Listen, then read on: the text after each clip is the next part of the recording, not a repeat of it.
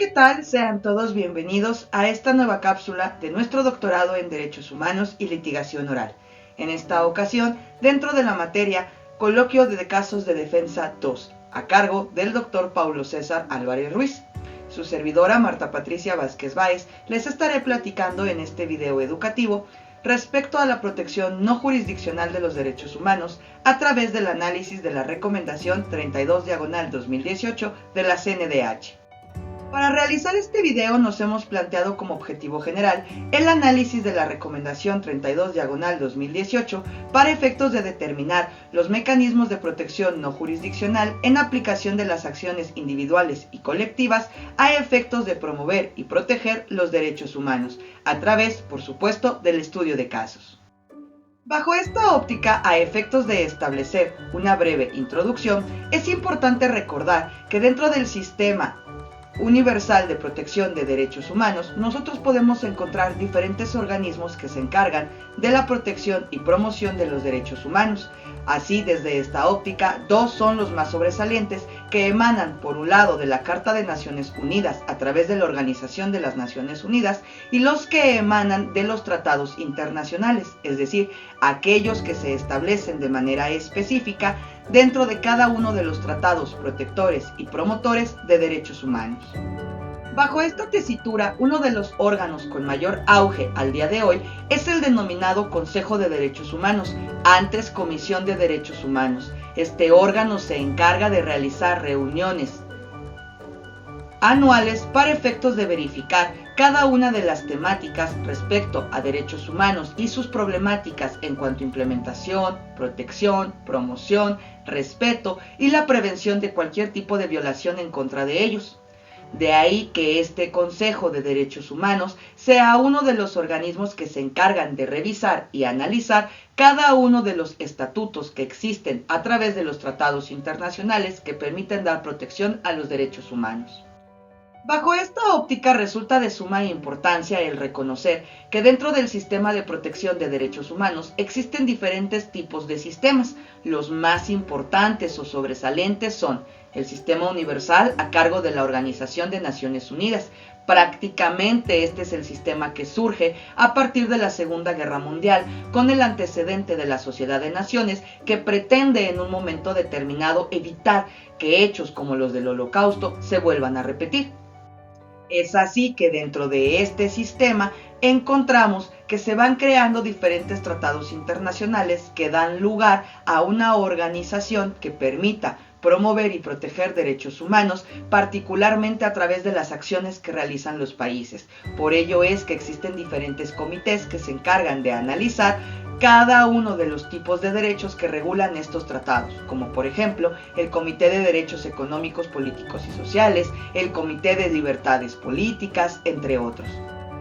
Adicionalmente vamos a encontrar al sistema de carácter regional, en donde podemos ubicar tres esenciales. El de las Américas se constituye a través de la Organización de los Estados Americanos, el de Europa a través de la Unión Europea y el de África a través de la Unión Africana. Cada uno de ellos lo que permite realizar es contextualizar la protección que existe en los tratados internacionales y acuerdos bilaterales, tomando en consideración las necesidades particulares de cada país. De ahí que, si bien es cierto, a nivel universal tenemos como propósito prioritario el promover la paz, la solidaridad, la cooperación internacional, también es cierto que en cada región podemos encontrar problemáticas específicas, como por ejemplo, en las Américas, que es a donde corresponde México, podemos encontrar que una de las grandes problemáticas es la implementación de los sistemas democráticos, precisamente porque es una observación de estos organismos. En la mayoría de países en donde no se reconoce la democracia al 100%, existen problemáticas respecto a las libertades políticas, además de existir corrupción e impunidad. Es precisamente en esta tesitura que resulta de suma importancia que los países que son miembros, por un lado de la ONU y por el otro de los organismos regionales, centren su atención en homologar legislación hacia abajo, es decir, hacia el interior del país, que permita proteger a los derechos humanos. De ahí que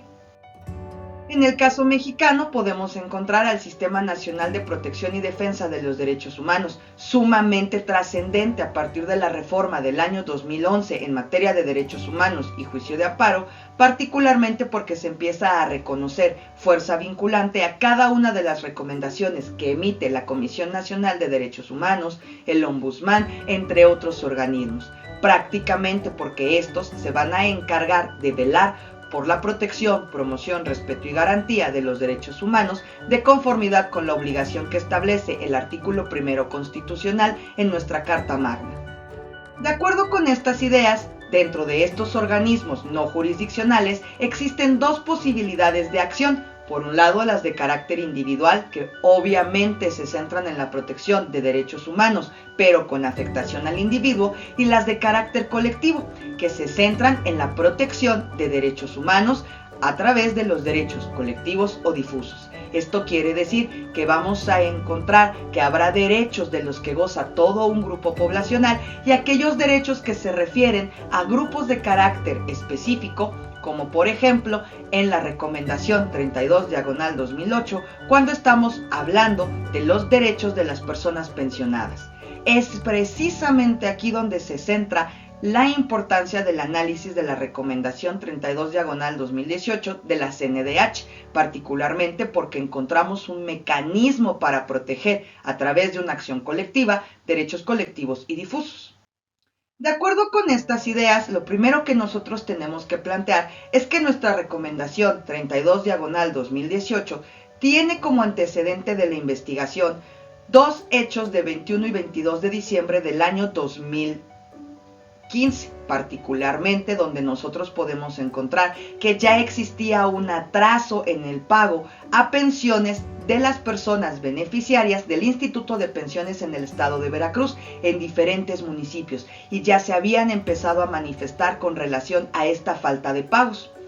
A partir de ello podemos identificar que en fecha 23 de diciembre se hace una manifestación masiva de las personas afectadas por esta falta de pago, porque a fecha 22 de diciembre se había realizado un compromiso de pago en esa misma fecha a través de un escrito. Al ver reflejado en sus estados de cuenta que no existe ese depósito, las personas se manifiestan y son atacadas en sus derechos humanos a través del ejercicio de la fuerza pública del Estado utilizando a la fuerza civil. Esto es, se dio una orden a través de la Secretaría de Gobernación de acallar las manifestaciones utilizando a los elementos miembros de la Secretaría de Seguridad Pública y Participación Ciudadana. Esto hace que a través de diferentes notas periodísticas se dé a conocer a nivel nacional y la CNDH emite un acuerdo de atracción, es decir, atrae el caso de manera oficiosa por verificar, por un lado, el impacto que podría tener frente a la opinión pública el caso ocurrido en Veracruz y por el otro ejerciendo sus facultades para poder proteger derechos humanos. Es así que una vez que inicia el proceso de investigación, se empieza a realizar todo un conjunto de actos tendientes a acreditar las violaciones detectadas o manifestadas a través de las personas manifestantes que fueron atacadas. De ahí que se empiece a encontrar de manera contextual en un primer momento la circunstancia que guardaban las personas derechohabientes del Instituto de Pensiones, particularmente encontrándose desde datos estadísticos que el estado de Veracruz es el 26.4% de personas pensionadas derechohabientes del Instituto de Pensiones a través de jubilación, vejez, incapacidad, etc. Lo que quiere decir, se tiene que realizar a partir de este momento un reconocimiento de grupo de prioridad o grupo vulnerable a las personas adultas mayores, porque se empieza a identificar que el 21.4% corresponde a personas de 60 años o más. Si nosotros observamos estos datos estadísticos, podemos apreciar en un primer momento que el Instituto de Pensiones tiene una gran cantidad de pobladores que atender. Ello no es motivo para que no se realice el ejercicio de pago oportuno. Una vez que se identifique este contexto, se empiezan a analizar los hechos. Por un lado, hemos comentado, cada 18 de diciembre, a más tardar, tenía que verse reflejado el pago de la pensión correspondiente al mes, además como prestaciones de aguinaldo. resulta ser que a esta fecha no ocurrió el pago, el Instituto de Pensiones alude que no puede realizar el pago de pensiones porque no ha sido depositado el recurso por parte de Secretaría de Finanzas. Secretaría de Finanzas advierte, no tengo recurso que implementar porque no ha sido liberado el recurso a través de la Secretaría de Gobierno. Y entonces Secretaría de Gobierno advierte, es que no puedo liberar el recurso porque no tengo el recurso de la orden federal, es decir, no cuento con el visto bueno de la federación. Si nosotros observamos, cada una de las dependencias empieza a echar la bolita y el hecho es, no se realiza el pago de forma oportuna, en algunos casos se emitieron cheques sin fondos, en otros las cuentas bancarias o extractos bancarios no reflejaban depósito alguno. Esto hace que entre 21 y 22 de diciembre se empiecen a realizar manifestaciones en torno a la petición del pago. En fecha 22 de diciembre, a través de la Secretaría de Gobierno se suscribe un acuerdo de pago para ese mismo día que no fue cumplido. Esto hace que al día 23 las personas adultas mayores se manifiesten frente al Palacio Municipal de diferentes municipios, entre los que pudimos ubicar Orizaba, Coatzacoalcos, Veracruz, etc. Aquí nosotros podemos advertir que dentro de la manifestación se presenta la Fuerza Civil, miembros de Secretaría de Seguridad Pública y Participación Ciudadana, empiezan a golpear, a callar, dar electrochoques, amenazar, amedrentar a las personas que se manifestaban con el solo motivo de frenar la marcha solicitando el pago de las pensiones. De manera simultánea, periodistas que se habían constituido a cubrir el evento de marcha, que era pacífica, también fueron amedrentados y violentados, precisamente para evitar que se difundiera la información a nivel nacional. Aquí encontramos otro grupo de personas vulneradas. Aquí podemos además ubicar la diferencia entre los derechos colectivos y los derechos difusos. Por un lado, porque en los derechos difusos advertimos personas que pueden ser más o menos detectables, sujetas a la protección, como es el caso, por ejemplo, de los periodistas. Un derecho a la información y a la libertad de expresión de que goza todo ciudadano, pero ellos en particular porque estaban tratando de divulgar o difundir las ideas. En el caso de los pensionados hablamos de un derecho colectivo, porque si bien es cierto, dentro de la recomendación ubicamos a un sinnúmero de personas que fueron atacadas y violentadas, no son las únicas que se vieron vulneradas en cuanto a su derecho a una pensión a través de los derechos de seguridad social, porque los beneficiarios son alrededor de 128,000 personas. Esto quiere decir que la falta de pago afectó a todo un colectivo, a una comunidad, un grupo, del que no podemos identificar al 100% a todas las personas. Esto hace que una vez ocurridos los hechos, al empezarse a manifestar a través de medios de carácter comunicativo, la Comisión Nacional de Derechos Humanos toma el caso en sus manos e inicia el proceso de investigación. A partir de este proceso de investigación se empieza a dar cuenta que Secretaría de Gobierno, Secretaría de Finanzas, Secretaría de Seguridad Pública y Participación Ciudadana, así como el Instituto de Pensiones, no asumen en ningún momento responsabilidad alguna por los hechos ocurridos. Basta con señalar que el origen es la falta de pagos y la imposibilidad para ello. Pero además se advierte que en el proceso de investigación cada uno de los hechos fueron obtenidos por parte de cada una de estas dependencias. Y advierte la Comisión Nacional de Derechos Humanos que, si bien es cierto en algunos casos no son directamente los responsables de que se hayan violentado derechos humanos a la integridad, a la vida, por cuanto la manifestación fue acallada por seguridad pública, sí son responsables de que se haya tenido la necesidad de esa manifestación por la omisión del pago. Y aquí entonces podemos ver, dentro de nuestro desarrollo relevante, que parte de los derechos colectivos o difusos es que van a existir derechos de carácter expreso y aquellos de carácter implícito. Es decir, los de carácter expreso, los que están contenidos por un lado en los tratados y por el otro en nuestra legislación interna, iniciando con la Carta Magna. Pero al mismo tiempo podemos encontrar que de estos se empiezan a derivar elementos, como por ejemplo, hay un derecho humano a la seguridad social, ese es un derecho expreso, pero resulta ser que para gozar de ese derecho a la seguridad social también existe un derecho implícito, el contar con la infraestructura necesaria para poder proporcionar esa seguridad social. En este caso, esa infraestructura tiene que ver con el carácter presupuestario. ¿Por qué? Porque las personas adultas mayores beneficiarias del Instituto de Pensiones en el estado de Veracruz requieren de ese pago de pensión para garantizar el mínimo vital. De acuerdo con estas ideas, nosotros podemos encontrar que fueron diferentes derechos humanos los que se violentaron a través de estos actos de fecha 23 de diciembre del año 2015, iniciando, por un lado, por el derecho a la seguridad social en su modalidad de derecho de acceso a una pensión, en donde se encuentran como autoridades responsables a la Secretaría de Finanzas, Secretaría de Gobierno, Secretaría de Seguridad Pública, por su participación